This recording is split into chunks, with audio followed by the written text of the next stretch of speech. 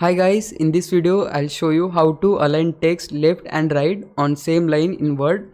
If this video helps you, please consider subscribing my YouTube channel and liking the video. Now first of all guys, in order to do that you just have to go to this insert tab, then click on table, and here we are going to select 4x1 table, and you can just adjust the table lines according to you. And now paste your information or type whatever you want to type here. Now here guys, the main thing, if you want to adjust the lines you can do that here as well.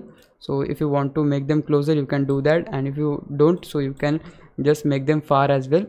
Okay, and once you're done with this you just have to hit right click on this icon, then go to table properties. Here we have to click on borders and shading, then just hit on none, then hit OK.